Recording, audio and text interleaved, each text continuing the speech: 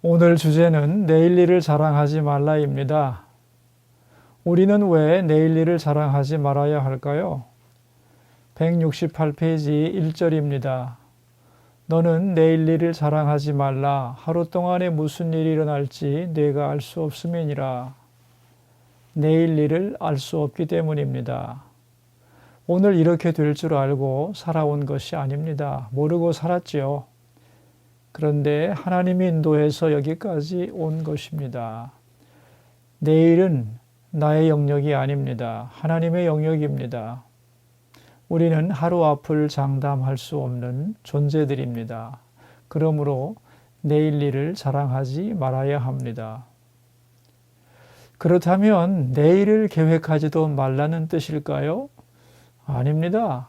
내일을 계획하고 노력해야죠.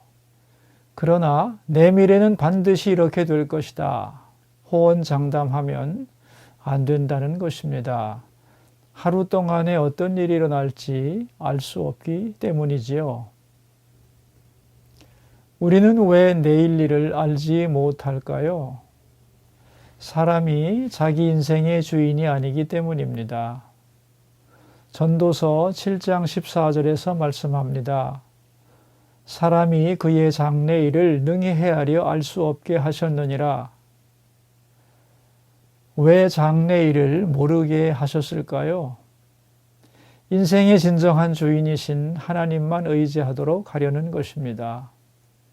그러므로 내일은 나의 것이다. 이렇게 자랑하지 말고 나에게 내일은 없다. 이렇게 낙심하지도 말아야 합니다. 왜냐하면 하나님 앞에 나의 미래가 있으며 하나님은 하루 동안에도 얼마든지 엄청난 일을 행하실 수 있기 때문입니다. 그렇다면 자기 자랑에서 벗어나려면 어떻게 해야 할까요?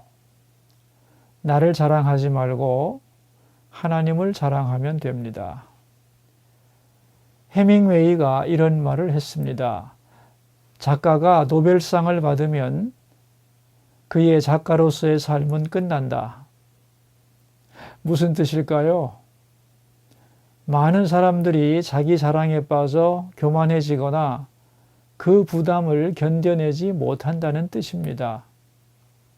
그런데 여기서 벗어나려면 방법은 간단합니다. 오늘의 나를 있게 해주신 하나님을 자랑하면 됩니다. 그러면 교만에서 벗어날 수도 있고 명예가 주는 부담에서도 자유로울 수 있는 것입니다. 우리는 자랑에서도 벗어나야 하지만 분노와 질투에서도 벗어나야 합니다. 왜냐하면 170페이지 3절입니다. 돌은 무겁고 모래도 가볍지 아니하거니와 미련한 자의 분노는 이 둘보다 더 무거우니라. 그 당시 사람들이 힘으로 운반하는 것 중에서 가장 무거운 것이 돌과 모래였습니다. 성을 쌓으려면 돌을 날라야 하고 모래를 가져다가 부어야 합니다. 돌을 나르거나 모래를 담은 통을 메고 계단을 오르내리면 입에서 단내가 나지요. 돌과 모래는 생각만 해도 무겁습니다. 그런데 분노는 이것보다 더 무겁다는 것입니다. 그러므로 분노는 인생을 고달프게 하는 무거운 짐이기 때문에 분노하는 것은 무거운 짐을 지고 허덕이는 것과 같습니다. 이것이 있으면 가벼운 마음으로 밝게 긍정적으로 살 수 없기 때문에 버려야 한다는 것입니다. 그런데 분노보다 더 무거운 것이 있습니다. 171페이지 4절입니다. 부는 잔인하고 노는 창수 같거니와 투기 앞에야 누가 서리요. 투기, 다른 말로는 질투인데 질투는 분노보다도 더 무겁다는 말입니다. 그렇다면 여러분, 분노와 질투의 원인이 뭘까요?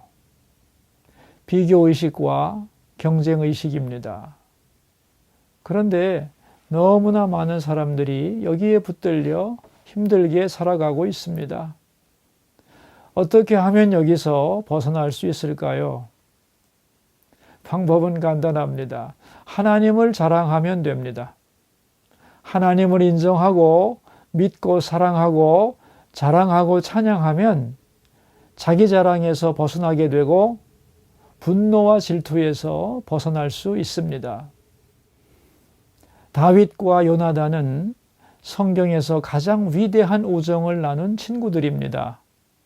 그런데 사울 왕은 아들 요나단 때문에 다윗을 미워하고 죽이려고 했습니다. 나의 왕위가 아들에게 가야 하는데 다윗이 등장했거든요. 그래서 다윗에 대해 분노하고 질투했습니다. 그러나 사울보다도 다윗을 더 미워할 수 있는 요나단은 다윗을 사랑했습니다. 왜 그랬을까요? 다윗을 왕으로 세우려고 하는 하나님의 뜻을 인정했기 때문입니다. 그래서 분노와 질투에서 벗어나 다윗을 있는 그대로 받아들일 수 있었습니다. 자, 그렇다면 믿을 것이 없는 세상에서 우리가 붙들어야 하는 것은 무엇일까요? 하나님의 말씀입니다. 하나님의 말씀은 어떤 것인지 세 가지로 오늘 본문은 설명합니다. 첫째로 하나님의 말씀은 우리를 아프게 합니다. 172페이지 5절입니다. 면책은 숨은 사랑보다 나으니라. 면책이란 면전에서 책망하는 것입니다. 얼굴을 보면서 노골적으로 잘못을 지적하는 것입니다. 그렇다면 숨은 사랑이란 무엇일까요? 직선적으로 충고하지 못하는 사랑입니다. 사랑은 하지만 바른 말을 못합니다. 그러나 진정한 사랑에는 진정한 충고가 있어야 한다는 뜻입니다. 그러므로 친구의 진심에서 나온 충고를 원수의 입맞춤보다 더 좋아해야 합니다. 하나님의 말씀이 그렇습니다. 사랑에서 나온 진정한 충고입니다. 듣기에 아플 수도 있지만 그것은 말씀이 잘못된 것이 아니고 우리가 잘못되어 있기 때문입니다. 성경은 죄에 대하여 침묵하지 않습니다. 죄를 알게 해주고 분명하게 드러내줍니다. 그러나 우리를 미워하거나 버리지 않습니다. 우리 죄를 끝까지 책임지고 해결해 줍니다. 그러므로 하나님의 말씀을 잘 들어야 합니다. 그렇다면 하나님의 말씀을 어떤 자세로 들어야 할까요? 173페이지 7절입니다. 배부른 자는 꿀이라도 싫어하고 줄인 자에게는 쓴 것이라도 다니라. 입맛은 상대적입니다. 배부른 사람은 꿀도 싫어합니다. 그러나 배고픈 사람은 쓴 것이라도 달게 먹습니다. 그러므로 하나님의 말씀에 대해서 배부른 자가 되지 말라. 비록 그 말씀이 쓰더라도 달게 받아라. 이런 뜻입니다. 그렇다면 하나님의 말씀을 듣지 않는 자는 무엇과 같을까요? 8절입니다. 고향을 떠나 유리하는 나그네와 같다고 했습니다. 여러분, 이것이 하나님을 떠난 인간의 모습입니다. 나그네 인생에게 있어서 하나님의 말씀은 본향으로 인도하는 길잡이입니다. 그 말씀을 떠나면 방황할 수밖에 없습니다. 우리는 내일 일을 자랑해서는 안 됩니다. 하루 동안에 무슨 일이 일어날지 알 수 없기 때문입니다. 그러므로 자기를 자랑하는 대신 하나님을 자랑해야 합니다. 그리고 분노와 질투라고 하는 인생의 무거운 짐을 내려놓아야 합니다. 그리고 우리를 본향으로 인도해 주시는 하나님 말씀을 붙들고 살아가야 합니다. 이 은혜가 여러분 모두에게 함께 하시기를 바랍니다. 기도하겠습니다. 사랑하는 하나님 아버지, 우리는 자기 자랑에 붙들려 있는 사람들입니다. 하나님을 자랑하는 사람들이 되게 하여 주소서. 그리고 그 속에 담긴 능력과 위대함을 깨달아 알게 해 주소서.